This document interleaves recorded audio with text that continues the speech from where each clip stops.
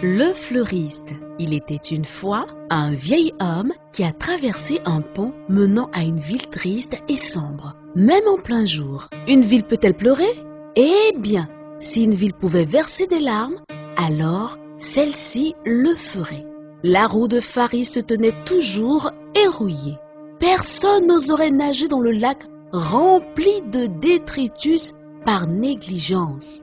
Les portes de la ville se sont rompues lorsque le fleuriste passait à travers. Mais il souriait comme s'il savait un secret. Eh bien, personne ne remarque le fleuriste en dépit de son éclat et même son gloussement. Quand il défie le désespoir, la division, le danger et l'obscurité tout autour de lui. La ville ne le voit pas. Il regarde à terre, des gens qui se sont résignés. Le fleuriste trouve une maison délabrée dans le centre de la ville et dit « Ceci conviendrait ». Étrangement, personne ne le remarque, alors qu'il brille littéralement par anticipation. La jeune fille préoccupée par son ennui. L'homme est assis dans une baignoire, mais ne se sent jamais propre. Le peintre regarde la toile blanche. La femme âgée porte trop de choses. Le voleur complote et personne ne remarque le fleuriste.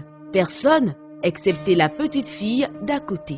Le fleuriste se met au travail en remplaçant le brisement par la beauté. Deux petites filles sont juste émerveillées. Quelques adultes qui osent jeter un coup d'œil sont pour la plupart cyniques ou même offensés. La plupart des gens dans la triste ville se dépêchent sans même lever les yeux. Puis, c'est arrivé, le moment favorable qu'attendait le fleuriste.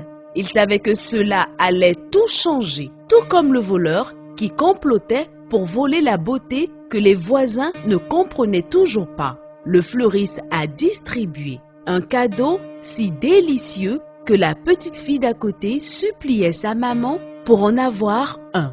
Le vieux laitier était tout simplement choqué, mais l'artiste a été inspiré.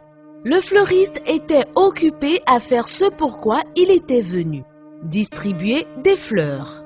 La ville semble murmurer et même crie.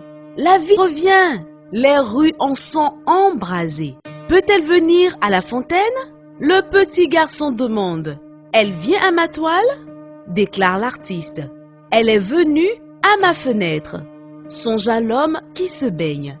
Malgré la beauté tout autour, la peur peut se trouver dans certaines vies. Alors, la petite fille d'à côté dit un au revoir calme et s'éloigne rapidement. Mais la vie fait sourire la vieille femme et le vieil homme se gratte la tête. La mère prie, le mendiant reçoit et le voleur pleure parce que la vie ne peut pas être volée, elle ne peut qu'être donnée.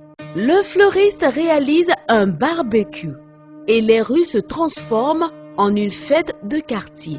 De la danse, de la musique, des rires et des jeux. La solitude a été engloutie par la joie. Les toiles sont belles, les anciens racontent leurs histoires. L'intimité est à la fenêtre et la fontaine coule à nouveau. Et la joie éclaire la nuit. Les jeux et la musique remplissent les rues. Les cœurs sont débordants de vie. Leurs mains sont pleines à craquer. Ils ne peuvent voir par-dessus. Ils ne se rendent pas compte de ce que le fleuriste a emballé son sac de semences et est reparti. Le fleuriste a embrasé la ville d'amour, d'espoir et de réponse aux prières. Pourquoi est-il parti?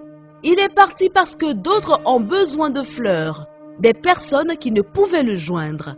Il va donc vers eux pour leur apporter la vie.